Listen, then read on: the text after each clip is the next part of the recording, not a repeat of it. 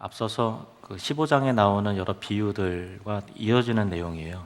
좀 독립적인 비유로 존재하지 않고 앞부분에 있었던 그 탕자의 비유. 그러니까 돌아온 탕자의 비유는 뭐 아버지 재산을 가지고서 뭐 방탕한 삶을 살다가 아버지가 그립고 또 차라리 여기서 돼지치고 쥐업 열매도 차라리 못 먹고 이렇게 할 바에는 아버지 하인으로 들어간다면 여기보단 낫겠다 싶어서 갔을 때 아버지가 품에 안으시고 과거를 묻지 않고 영접해서 아들의 모든 지위와 권한과 영광을 회복시켜 주신 감동적인 스토리가 누가복음 15장에 기록이 되어 있죠. 그래서 예수님께서 말씀하신 비유 중에서 가장 유명하고 또 감동적인 비유는 지난주에 또 지지난주에 살펴봤던 돌아온 탕자의 비유고요. 오늘 다루는 이 말씀은 예수님의 비유 중에서 가장 난해한, 그래서 해석하기가 참 여간 까다롭지 않고 그래서 많은 그 오해를 낳는 그런 그 비유입니다. 왜 하필이면은 옳지 않은 불의한 청지기를 들어서 우리를 교훈하려고 하시는지 뜻을 파악하기가 좀 어렵고요. 그리고 또 앞서서 돌아온 탕자와 연속되는 비유인데 어떤 관련이 있어서 이 말씀을 또 이렇게 하시는지 그 상관관계를 파악하기가 좀 힘이 들고요. 그리고 또 이 청지기 비유를 들어서 교훈하시는 그 내용도 그 언뜻 우리가 이제 공감되거나 와닿지 않는 그런 부분들이 있기 때문에, 그래서 여러분이 평소에 성경을 좀 주의 깊게 읽으신 분들이라면 이 부분에 대해서 참 이상하다, 궁금하다, 뭐 그런 좀 의문을 아마 품으셨을 것 같아요. 일단은 그 15장의 그 여러 잃은 양을 찾은 목자의 비유라든가 또 한 드라크마를 찾은 여인의 비유라든가 또 돌아온 탕자의 비유는 예수님께서 죄인과 세리들과 더불어서 같이 식사하고 그들을 영접하니까 바리새인과 서기관이 그 모습이 참 불편해서 불만을 품고 있던 차에 예수님께서 죄인이 돌아온다는 것은 하나님 아버지에게 얼마나 큰 감동과 기쁨인지를 깨닫게 하시기 위해서 그 바리새인과 세리들을 들으라고 하신 비유고요. 물론 예수님과 함께 있었던 제자들은 지척에서 다 같이 듣고 있죠. 그리고 오늘 16장 말씀은 1차적으로는 그 제자들에게 하신 말씀이고 또 바리새인과 세리는 옆에서 또 듣고 있는 그런 상황을 먼저 기억할 필요가 있습니다. 1절 말씀을 보시겠습니다. 1절. 또한 제자들에게 이르시되, 그렇죠? 어떤 부자에게 청지기가 있는데 그가 주인의 소유를 낭비한다는 말이 그 주인에게 들린지라.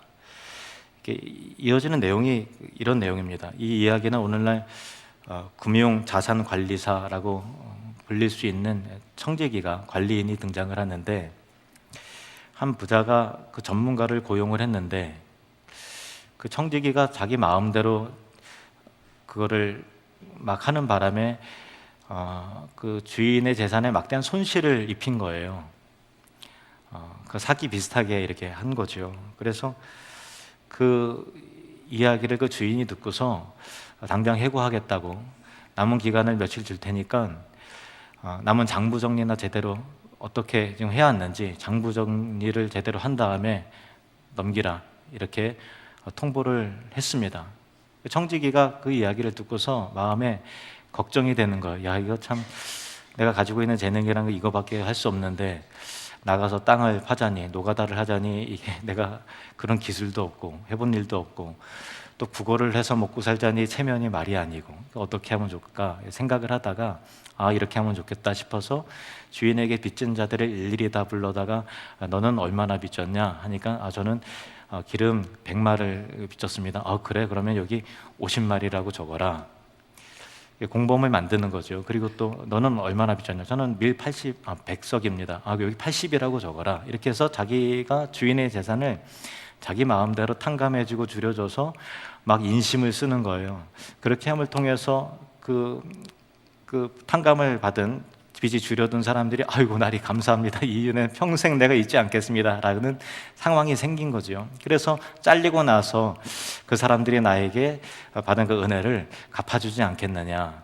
그래서 자기 집으로 나를 영접하지 않겠느냐라고서 이제 꼼수를 부린 거죠. 근데 이게 이해가 안 가는 것은 이 주인이 이 불의한 청지기가 이 한 일에 대해서 야 정말 이 얄팍한 술수가 또 주인의 귀에 들어왔는데 그 주인이 옳지 않은 이 청지기의 이렇게 행한 일을 야 너 정말 대단하다 지혜롭다 하고서 칭찬했다라고 하는 이 대목이 일단 우리에게 납득이 안 되는 것이고요.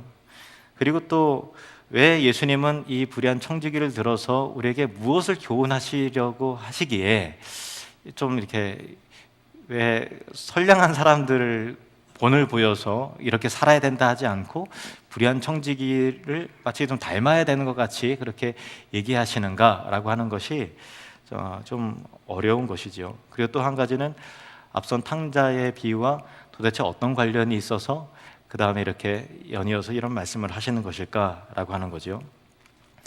먼저 앞서서 탕자의 비유와의 그런 그 관련성을 말씀을 드리면요, 이 비유는 주인의 소유를 받아다가 마음대로 탕진해버린 어떤 청지기의 이야기와 앞에 아버지의 소유를 다 받아다가 먼 나라로 가서 허랑방탕하게 탕진한 그 아들과의 유사점이 있죠. 방탕하게 탕진을 했다라고 하는 것이 공통점입니다. 앞서서 돌아온 탕자의 비유는 회개하고 돌아오는 아들을 아버지가 그 돈 어디다 썼냐 물어보지 않고 기쁨으로 맞아들이고 목을 끌어안고 입만 추면서 좋은 옷을 입히고 또 살찐 송아지를 잡고 손에 가락지를 끼우고 손에 신으시면서 아들의 모든 지위와 권한과 영광을 회복시켜 주시는 하나님 아버지의 무한한 사랑, 감동적인 그 은혜, 조건 없는 은혜, 복음, 이것이 부각이 되고요.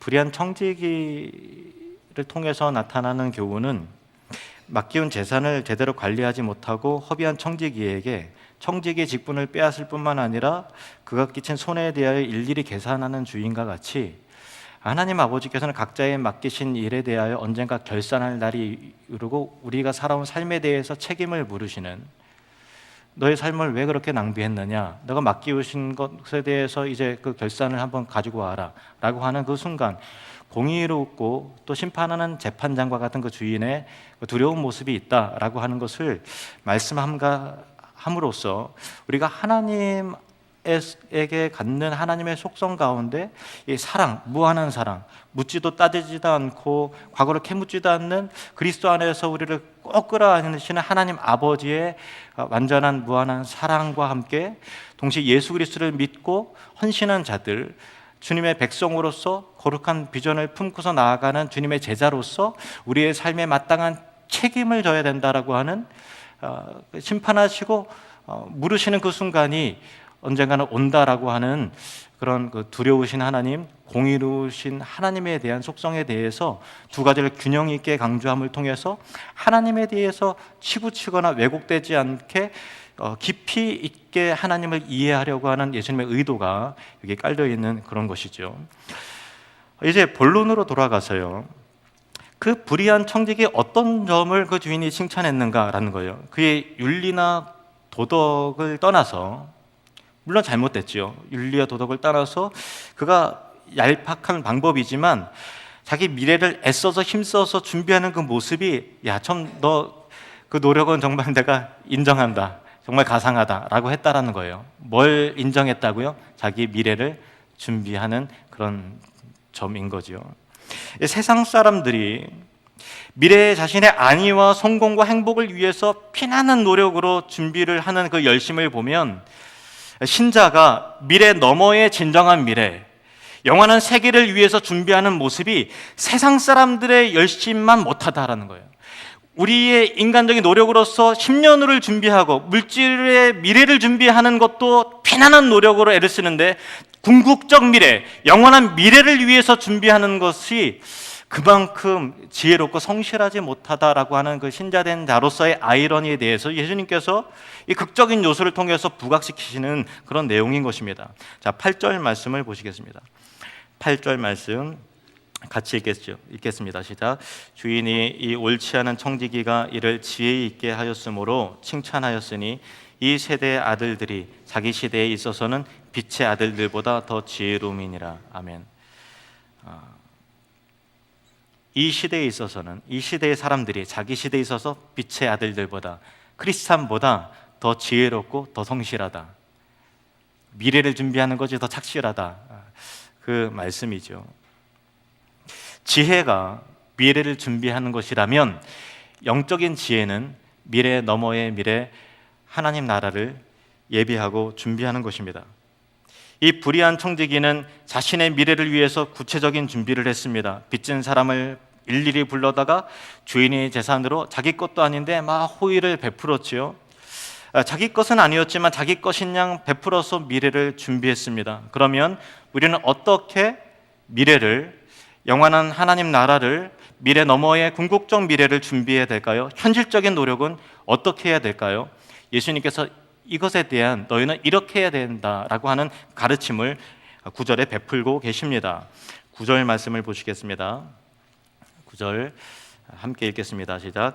내가 너희에게 말하노니 불의의 제물로 친구를 사기라. 그리하면 그 제물이 없어질 때에 그들이 너희를 영주할 처소로 영접하리라. 아멘. 불의의 제물로 뭐를 삼으라고요? 친구를 사요. 어떤 거를 친구로 삼으라고요? 불의의 제물로. 이게 좀 어렵죠, 그죠? 불의한 거는 나쁜 건데 왜 나쁜 거를, 불의한 재물을 친구로 사기라 할까? 이게 자체가 좀 이해가 되지 않아요. 역시 난해한 말씀이에요. 불의의 재물이라는 것은요, 불의한 방법으로를 동원해서라도 그 재물을 모아야 된다라는 그런 의미는 절대 아닙니다. 우리가 나름대로 정직하고 또 정당한 방법으로 이렇게 일을 하고 살지요. 근데 물건을 사고 팔고 하는 그 또 소유하고 또 누리는 그런 과정 가운데서 우리가 기억해야 될 것은요, 우리가 완전한 그 거룩한 상태가 아니잖아요. 그리고 우리 사회 구조와 어떤 이 경제 체계도 불완전하죠. 의롭고 온전하지 못하기 때문에 불의한 요소가 들어오게 되고 거룩하지 못한 요소들이 돈을 수입을 발생시키고 또 지출을 하고 하는 그런 부분 가운데 같이 들어오게 되는데, 그것을 저항할 만한 힘이, 그 능력이 우리에게 부족하다라고 하는 의미에서, 넓은 의미에서 우리는 불의의 재물을 소유한 자들이라는 그런 의미예요.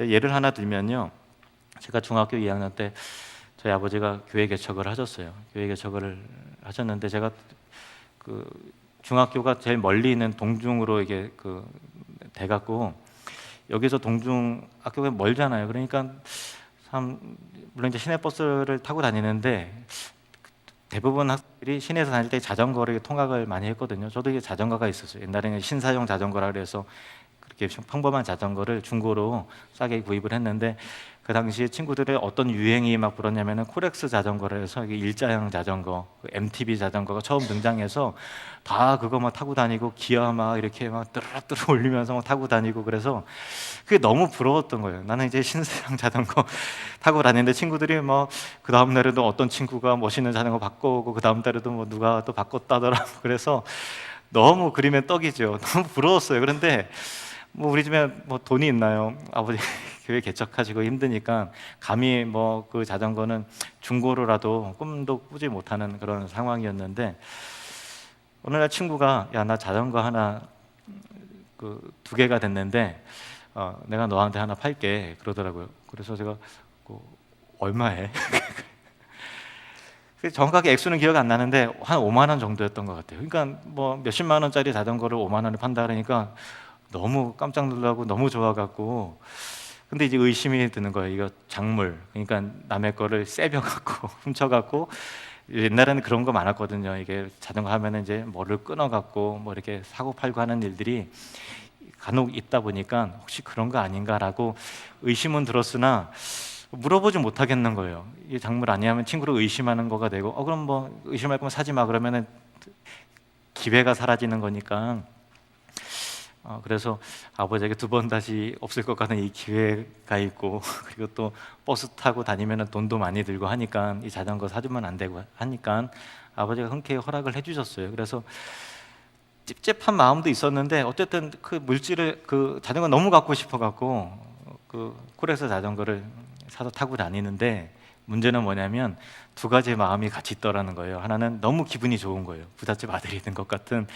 너무 기분이 좋은데 동시에는 누가 자전거에 쳐다보고 있으면 가슴이 콩닥콩닥거리면서 이거 내가 한 달 전에 잃어버린 자전거인데 뭐 그렇게 딱 나타날까 봐 너무 두렵고 떨려갖고 한 1년, 2년은 계속 누가 자전거 가까이 오면 계속 두근거리고 간이 콩알만해지고 그런 거를 경험을 했어요. 그때 제가 깨달은 교훈은 절대 작물을 사면 안 된다, 당당하게 제 가격 주고 사야 된다, 그게 아니라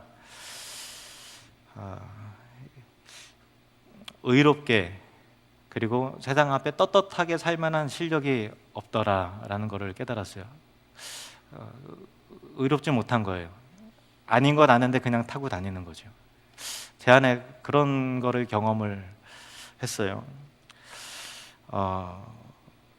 우리 모두가 이런 약점과 타협과 불이한 요소들이 다 있죠. 나라에서 요구하는, 사업하시는 분들 아실 거예요. 요구하는 세금을 액면 그대로 다 내면 경영 자체가 어려우니까 온갖 머리를 써서 어떻게 하면 줄일까, 뭐를 뒤로 빼고 뭐를 이렇게 해서 뭐 어떻게 할까, 그런 고민들 하면서 불이한 부분들이 생기죠. 식당을 하면서 밥과 함께 술을 마셔주는 손님들이 있고 취하는 사람이 있어야 이익이 발생이 되기 때문에 그런 부분도 참 신자로서 아이러니한 그런 부분이죠. 마트나 편의점에서 뒤에 보면은 계산대 뒤로 다 끔찍한 그림들이 다 있잖아요. 담배 그림들. 그러면서 그게 건강 해로운 거 알면서도 팔죠. 왜냐하면 그거를 담배를 사줄 때 과다도 사고 또 뭐도 맥주도 사고 뭐 이것저것 사면서 매출이 발생을 하니까 그냥 그렇게 다 합니다.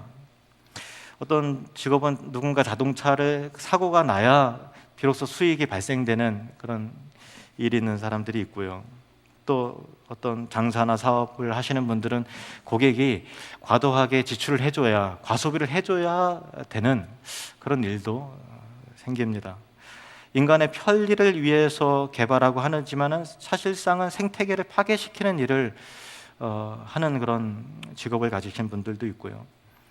또 예수 믿는 사람 중에서 게임 개발하고 할 때 누군가 그 게임을 통해서 재밌다고 중독을 하고 결제를 하고 해야만 수익이 발생되고 직업이 보장되는 일을 하는 사람도 있겠죠. 우리는 온전하지 못하고 우리는 거룩하지 못합니다.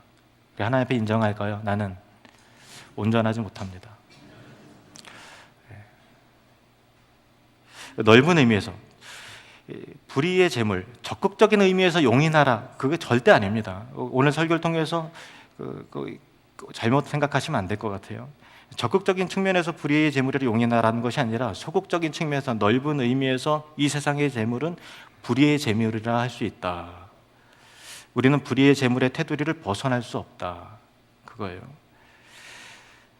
불의의 재물이기 때문에 이 세상이, 불의한 이 세상이 사라질 때 다 소멸될 재물들이에요. 사실은 우리의 소유는 다 없어집니다. 다 소멸됩니다. 천국에 가지고 갈 수 있는 것, 이 세상의 소유 어떤 것도, 단돈 1원도 이 세상에 떠날 때 하나님 나라에 가지고 갈 재물은 없습니다. 그런 의미에서는 다 불의한, 거룩하지 못한 재물입니다. 그러나 이 부분이 중요해요. 예수님께서는 그 불의의 재물, 곧 이 세상의 재물이라 할지라도 영원한 것을 위한 도구로 선용해야 된다라는 것을 말씀하고 계세요. 이런 거 보면 예수님 굉장히 융통성이 있으신 분이에요. 참 놀랍습니다. 불의의 재물이라 할지라도 그 불의한 재물의 상태로 그대로 두지 말고 영원한 나라를 준비하는 동반자요, 천국의 상급이 있게 하는 친구요, 아름다운 도구가 되게 하라는 것입니다. 9절 말씀 보시겠습니다. 9절 같이 읽겠습니다. 시작. 내가 너에게 말하노니 불의의 재물로 친구를 사귀라. 그리하면 그 재물이 없어질 때에 그들이 너희를 영주할 처소로 영접하리라. 불의의 재물에 우리는 갇혀서 살지만 그 재물이 어떻다고요? 없어질 때가 있다라는 거예요. 잘 보세요. 모든 소유는 다 우리의 소유가 아니에요. 나를 통과해서 지나가는 거예요. 100만 원을 벌었어요. 통과해서 한 달 뒤에 다 지나갑니다. 500만 원을 벌었습니까? 통과해서 다 사라져요. 1000만 원 벌어도 마찬가지, 1억 원 벌어도 다 통과해서 다 없어지는 거예요. 내 명의로 부동산을 만들었다 하더라도 언젠가는 우리가 죽고 갈 때 누군가 남겨두고서 가야 될 그런 거죠. 영원히 묶어둘 수 있는 건 없어요. 돈을 벌면 그 순간 빠져나가는 거예요. 몇 년 전인가요? 우리 김동욱 장로님이 어떤 분과 이렇게 대화를 하고 계시다가 제가 옆에서 듣고 있었어요. 근데 그분이 이제 11조 문제를 고민을 하고 계시는데, 고민하신 가운데 형편이 아직은 좀 어렵다고 그렇게 얘기하시니까 우리 김동욱 장로님 그때 뭐라 그러셨냐면 이렇게 얘기를 하시더라고요. 그게 참 선명하게 기억에 좀 남았어요. 제가 사업도 해보고 돈도 벌고 해보니까 300만 원을 벌어도 모자라고, 500만 원을 벌더라도 모자라고요, 1000만 원을 벌었는데도 모자라고, 어느 때는 사업이 잘 때 2000만 원을 벌었는데도 모자라다라는 거예요. 어차피 모자라는 거 그냥 하시면 좋을 것 같습니다. 그렇게 얘기를 하시더라고요. 그래서 제가 그게 기억에 남아요. 돈이 생기면 쓸 일이 생기죠. 우리가 죽을 때 모든 이 땅의 소유는 다 두고 가야 되는 거, 그런 의미에서 우리는 불의의 재물만 있어요. 거룩한 재물이라는 건 없어요. 근데 여러분, 질문해 드립니다. 한번 대답해 보세요. 왜 두고 가야 되는지 아세요? 왜 들어온 즉시 빠져나갈까요? 왜 들어왔는데 잡힌과 동시에 빠져나갈까요? 왜 다 두고 가야 될까요? 그 이유를 아세요? 왜 이 세상의 재물은 영구한 소유가 되지 못할까요? 그 이유를 아세요? 그 이유는 여러분이 주인이 아니기 때문에 그런 거예요.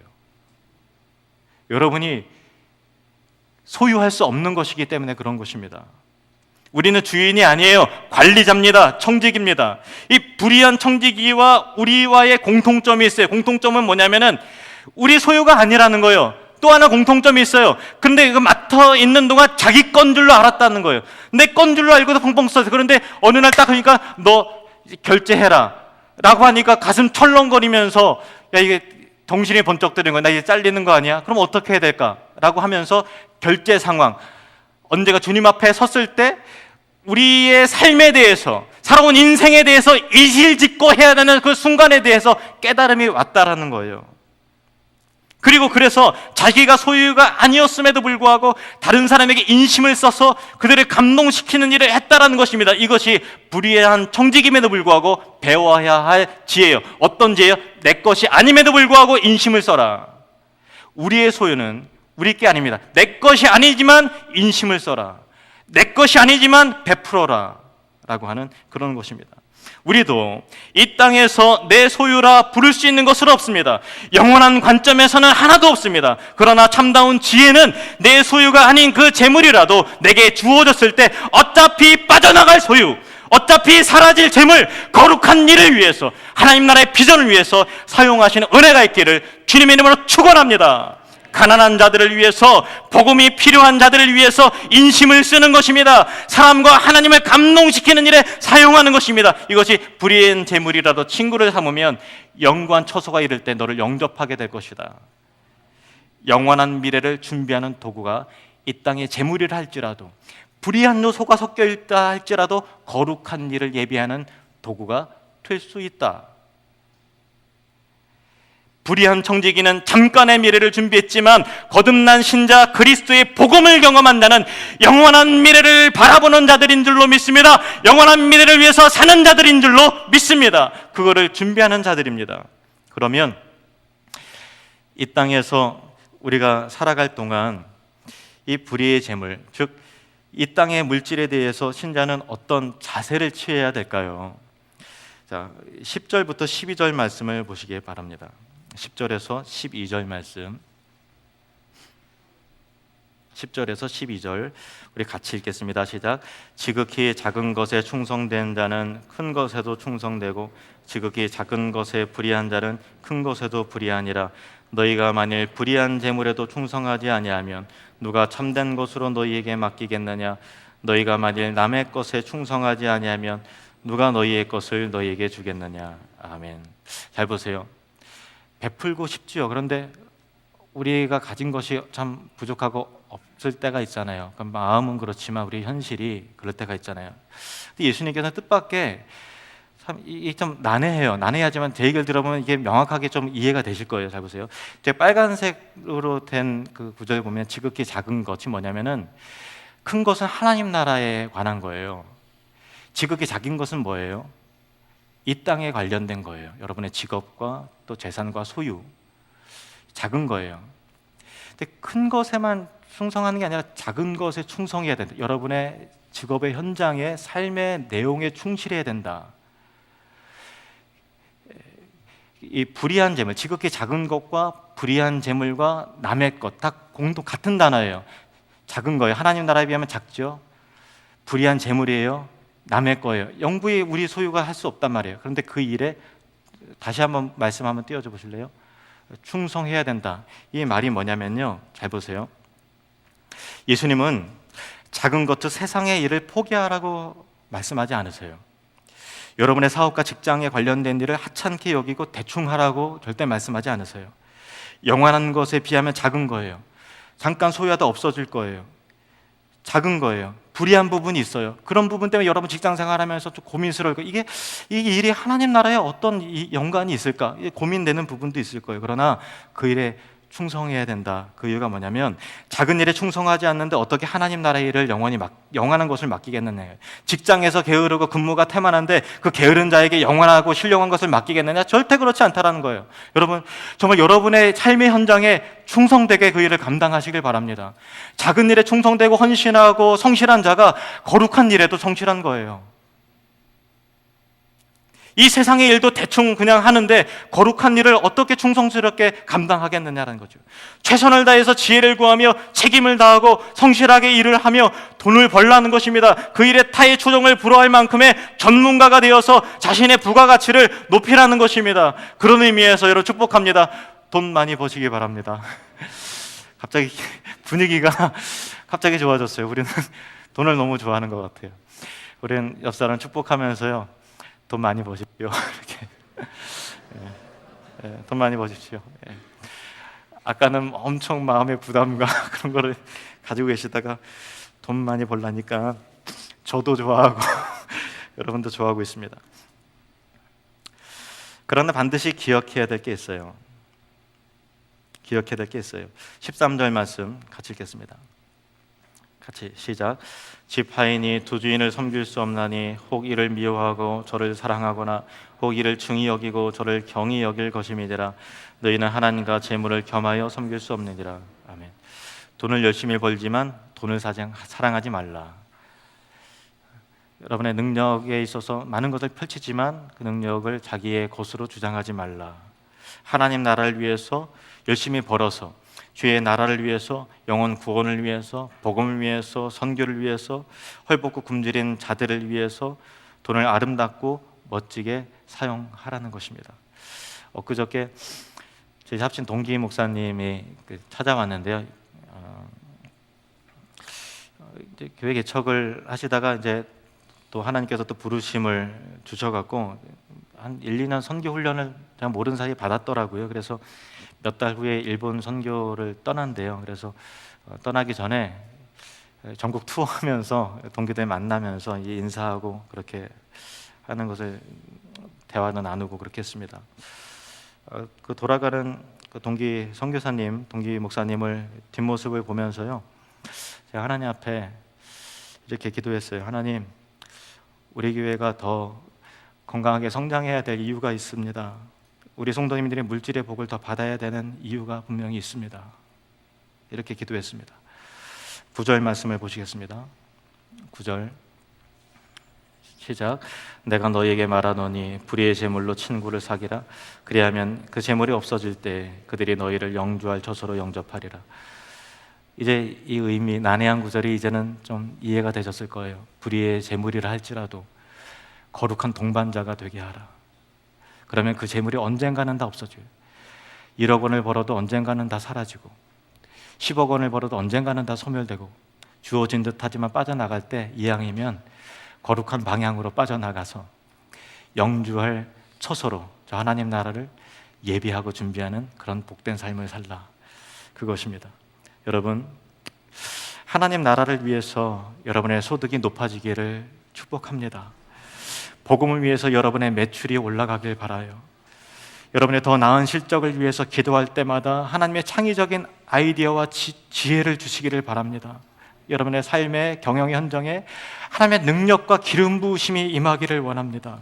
여러분의 삶의 사업에 건강하고 유용한 인적 네트워크가 열리기를 바랍니다. 우리 교회가 시대적인 사명을 잘 감당할 수 있도록 여러분의 11조가 더욱더 풍성해지기를 바랍니다.